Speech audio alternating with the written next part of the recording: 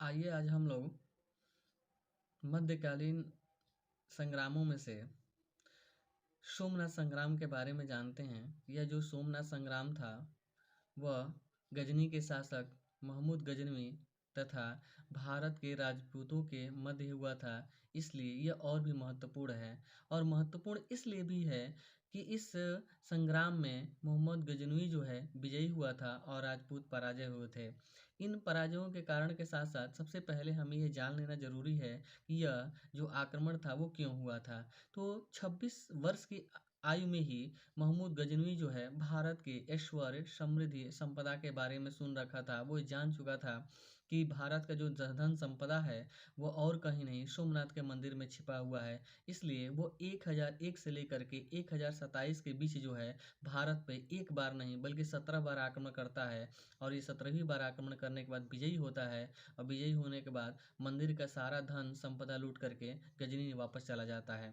यदि हम इन दोनों के सैनिकों के बारे में बात करें कि इनके पास कितने कितने संख्या में सैनिक थे, तो महमूद गजनवी के पास मात्र 30,000 सैनिक थे, जबकि राजपूतों की संख्या जो है 48 से 50,000 बताई गई है, क्योंकि यह एक जगह न खड़े होकर के कई जगह टुकड़े टुकड़ों में खड़े थे। फिर भी मंदिर के सुरक्षार्थ के रूप में ये लोग लगभग 48,000 खड़े थे और इन जगहों पे 2,000 और 20,000 की संख्या में ये लोग खड़े थे। तो इस तरीके से जो सोमनाथ का संग्राम था वो महमूद गजनवी और राजपूतों के बीच हुआ था, इसलिए और भी महत्वपूर्ण है। तो इस तरीके से हम इनका जो ऐतिहासिक पृष्ठभूमि थोड़ा बहुत समझ सके और उसके साथ साथ हमने यह देख लिया कि इनकी संख्या कितनी थी। अब जो मैं एक डायग्राम दिखा रहा हूँ, एक चित्र दिखा रहा हूँ, एक मैप दिखा रहा हूँ, इस मैप के माध्यम से आप समझने का प्रयत्न कीजिएगा कि जो गजनवी था वो किस प्रकार से कहाँ पे चला था और वहां से होने के बाद ही वो सोमनाथ पे चढ़ाई किया था। और मैक्सिमम इसमें मैं एक नया ट्रिक बताने की कोशिश करूंगा ताकि आप उसे जान करके आसानी से समझ सकते हैं और याद भी रख सकते हैं। इससे पहले आप यह तो जान ही चुके होंगे कि सोमनाथ का जो संग्राम है वो 6 जनवरी 1026 को हुआ था और उसका जो होने का कारण था वह यही था कि सोमनाथ के मंदिर में रखा हुआ अकूत धन जिसे गजनवी लूट करके अपने घर वापस लेके जाना चाहता था।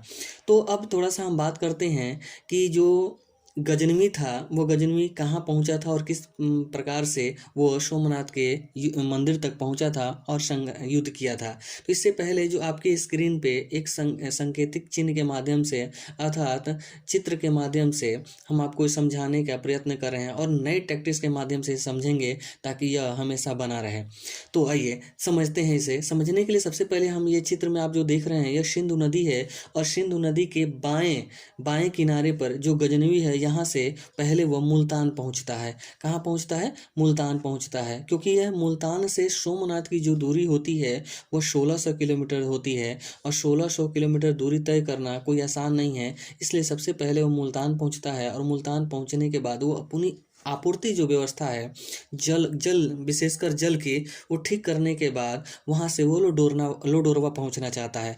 लेकिन उसे जैसे ही लोडोरवा पहुँचने की बात पता चलती है कि लोडोरवा में वहाँ पे जो 2000 राजपूत हैं उसे लोहा लेने के लिए या संघर्ष करने के लिए खड़े हैं, वह लोडोरवा ना पहुँच करके चिकलोडार पहुँच जाता है और चिकलोडार से जो है मेहरवाल पहुँचता है। और मेहरवाल से जब वो आगे बढ़ता है तो तभी मंदौर में बीच रास्ते मंदौर में 20,000 सैनिकों के राजपूत सैनिकों के साथ उसका संघर्ष होता है और इस संघर्ष में विजयी होने के बाद वो कठियावाड़ा पहुंचता है। और कठियावाड़ा के बाद जो है वहां से वो आगे बढ़ता है और देवलवाड़ा पहुंचता है, जहां से सोमनाथ की जो दूरी 164 किलोमीटर होती है। और देवलवाड़ा पहुंचने के बाद वह 6 जनवरी 1026 को सोमनाथ के मंदिर को घेरा डाल देता है और घेरा डालने के बाद वहाँ पे युद्ध करता है और युद्ध करने के बाद जो है विजयी होता है। तो इस तरीके से जो हमने एक डायग्राम में संकेतिक चिन्ह के माध्यम से जो हमने आपको बताया है और समझाने का प्रयत्न किया है, लेकिन हम इसे भूल जाते हैं। तो इस एक नए ट्रिक के माध्यम से हम इसे समझने का प्रयत्न करने गए कि किस प्रकार से गजनवी जो है मुल्तान पहुँचा, फिर चिकलोडार पहुँचा, फिर मेहरवाल, मंदौर, कठियावाड़ा, देवलवाड़ा और सोमनाथ। तो सबसे पहले हम मान लेते हैं कि जो गजनवी है वह एक गुंडा है। गजनवी गजनवी क्या है, गुंडा है। और इससे पहले हम आपको बता चुके हैं कि जो सोमनाथ का मंदिर है, उस सोमनाथ के मंदिर पे आक्रमण करने का जो उसका मुख्य उद्देश्य होता है, वहाँ से सोना प्राप्त करना होता है, हीरे जवाहरात, उसका ऐश्वर्य लूटना होता है। इसलिए इस सोना चांदी हीरे जवाहरात को हम सोनाक्षी मान लेते हैं। तो जो गुंडा है उसका जो उसे जो है सोनाक्षी सिन्हा से प्यार हो जाता है। तो जो सोना है वो सोनाक्षी सिन्हा है। तो जो गजनवी है वो गुंडा है और जो सोना है वो सोनाक्षी सिन्हा है। तो गुंडे को किससे प्यार होता है, सोनाक्षी सिन्हा से प्यार हो जाता है। तो अब सोनाक्षी सिन्हा को पाने के लिए वो सबसे पहले कहाँ पहुँचता है, मुल्तान। तो मुल्तान मतलब मुन्नी बाई। वो जाता है, मुन्नी बाई से पूछता है कि बताओ मुझे सोनाक्षी सिन्हा कैसे मिलेगी। तो उसे बताती है कि तुम्हें 1600 किलोमीटर दूरी तय करके सोमनाथ के मंदिर में जाना होगा, जहाँ पे तुम्हें सोनाक्षी सिन्हा मिलेगी। तो इसलिए वो मुल्तान से आगे बढ़ता है और कहाँ पहुँचता है, चिकलोडार। अब चूंकि चिकलोडार, मेहरवाल, कठियावाड़ा, देवलवाड़ा, ये जो शब्द हैं इसे थोड़ा सा कठिन है और इसे याद करना मुश्किल होता है। तो अब हम मान लेते हैं कि हम किसी से प्यार करते हैं तो क्या होता है, जैसे हम किसी को प्यार करते हैं वो अचानक से हमारे सामने आता है तो हमारे चेहरे पे एक प्रकार से चमक आ जाती है। तो चमक आती है तो च म क, जो चमक का शब्द होता है वो च म क होता है। तो इस तरीके से जो गजनवी है, जो गजनवी नामक गुंडा है, वो कहाँ पहुँचता है, मुल्तान पहुँचता है। और मुल्तान जो होता है, मुल्तान को हम याद रखने के लिए इसको हमने चेंज किया है मुन्नी बाई से। मतलब जो गुंडा है वो पहले पहुँचता है मुन्नी बाई के यहाँ, मुन्नी बाई के यहाँ जाता है और वहाँ से पूछता है कि बताओ मुझे सोनाक्षी कहाँ मिलेगी। तो वो बताती है कि सोमनाथ के मंदिर में मिलेगी, वहीं पे है वो। तो इस तरीके से उसके चेहरे पे चमक आती है। चमक का मतलब होता है चमक, और चमक जो होता है च से तो चिकलोडार, मतलब मुन्नी बाई से मिलता है और मतलब मुल्तान, और मुन्नी बाई से मिलने के बाद वो पहुंचता है चिकलोडार, च से चिकलोडार। और चिकलोडार से जो है चमक का जो दूसरा शब्द है म, वो म से मतलब मेहरवाल, वहाँ से पहुँचता है वो मेहरवाल। और मेहरवाल से जब आगे बढ़ता है तो मंदौर, कहाँ पहुँचता है वो, मंदौर। और फिर मंदौर से जो आगे बढ़ता है तो पहुँचता है च म क का जो चमक का जो तीसरा शब्द है वो है क, वो वहाँ से पहुँचता है कठियावाड़ा।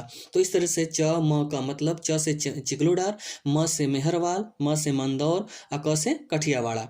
अब जब उसके चेहरे पे चमक आती है और उसे यह पता चलता है कि जो हमारी सोनाक्षी है वह सोमनाथ के मंदिर में है, तो इसलिए मंदिर में जाने से पहले जो बहरूपिया था, जो गुंडा था, वो सबसे पहले देवता का रूप धारण कर लेता है। किसका रूप धारण करता है, देवता का, तभी तो वो उसे हड़प सकता है। तो इसलिए देवता का रूप धारण करता है। इसका मतलब यह है कि कठियावाड़ा से वो कहाँ पहुँचता है, देवता मतलब देवलवाड़ा पहुँचता है। और देवलवाड़ा से जो सोमनाथ की दूरी होती है मात्र 164 किलोमीटर होती है। इसलिए वो देवता का रूप धारण करके मंदिर के अंदर प्रवेश करता है और यहाँ पे वो संघर्ष करने के बाद उसे पाने में सफल हो जाता है। तो इस तरीके से जो ये सोमनाथ का मंदिर था, जो लूट करके उसके खनिज संपदा को, फाटक को विशेषकर फाटक को लूट करके और बहुमूल्य जो वस्तुएं होती हैं वो लेकर के गजनी चला जाता है। तो इस तरीके से हमने इस चीज़ को डायग्राम से समझने का प्रयत्न किया है कि जो ये गुंडा है वो मुन्नी बाई के पास पहुंचा, मुन्नी बाई से उसके चेहरे पर चमक आई, और चमक से मतलब चिकलोडार, मेहरवाल, मंदौर और कठियावाड़ा,